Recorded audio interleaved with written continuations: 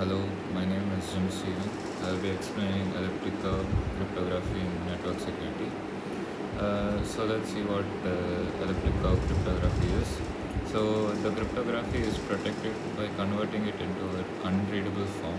So it basically puts a ciphertext point on a curve, and that is the ciphertext point, which is very hard to find out. It uses PKC, uses both a public key for encryption and a private key for decryption. Elliptic cryptography is a modern PKC method that offers very high security and with very small keys. Traditional PKC methods like RSA require very large key sizes, where the minimum key size for this is 2048 bits, which is very big, and it's very hard to compute. ECC achieves the same level of security with 256 bits size key, making it more faster and efficient. So since it's a curve, so there is a lot of mathematical foundation. The general equation for the elliptic curve is y square is equal to x cube plus a plus b, ax plus b. So this is the general equation for the curve, but these ones should satisfy 4a cube plus 27b square, which it should not be equal to 0.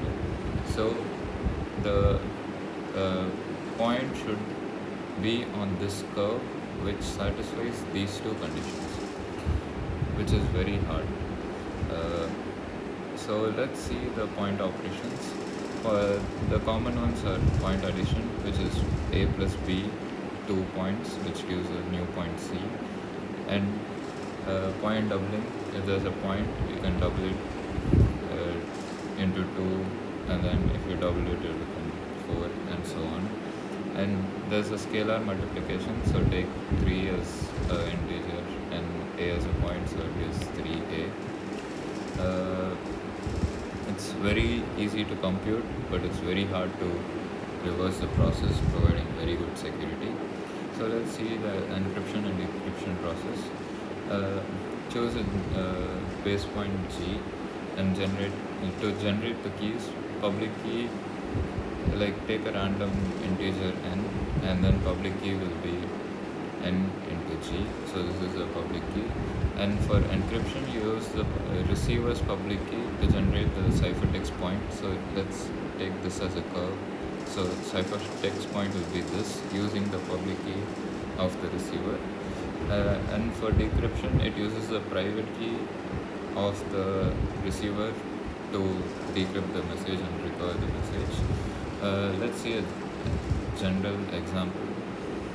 So let's take a curve, y square plus 3x cube plus ax plus b as the curve, and then a base point g, which is equal to x1 y1, and public key, let's take it as 7. So a public key is equal to n into g, so 7 into this g, so it gives 7g. So the process is simple, but reversing it, even though you know the n, to know the n, even though you know p and g, will be very hard, because it's mathematically infeasible. And the problem is called elliptic curve discrete logarithm problem. Example of generating key is given here. So as we saw, it's given. So let's see ECC versus RSA. So RSA is a commonly wide used cryptography method which is seen everywhere in modern days. So let's see how ECC compares to it for a rough understanding of how ECC works. So security per bit is nothing but the size of the key divided by the security given by the size of the key. So the security per bit for ECC is very high since it's a small uh, key size, and it gives almost the same security level as RSA. RSA is moderate key size, as we saw, 256 bits for ECC and 2048 bits for RSA. Speed, as we know, since the key size is smaller for ECC, it will be way faster compared to RSA. So it's faster and this is slower. Resource usage, as the key is small, again, the process and storage will obviously decrease compared to RSA, so it's low and high. Applications of ECC are digital signature, so A sends a message and then B sends a message with its digital signature, so it's like a authentication method, and it's even used in cryptographies like Ethereum and Solana and other stuff.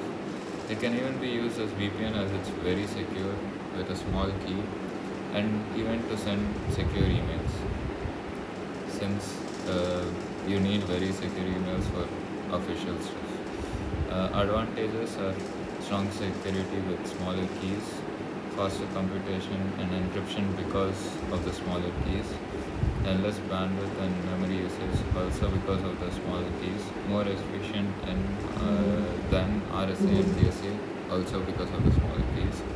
So basically the main point of ECC advantages are it has a small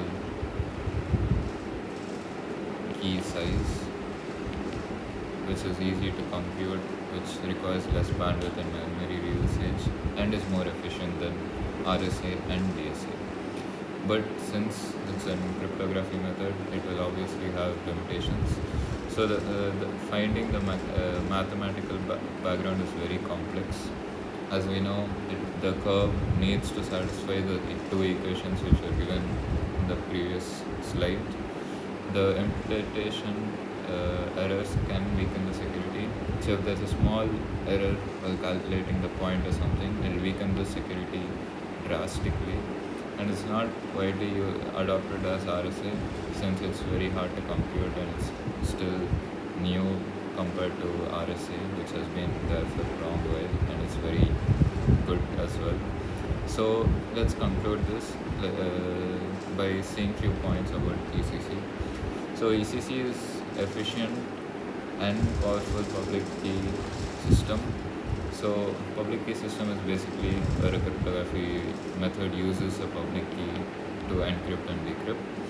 It provides very strong encryption and decryption with very small key, ideal for modern devices, as modern devices require to be very fast, and ECC is way faster than RSA and DSA.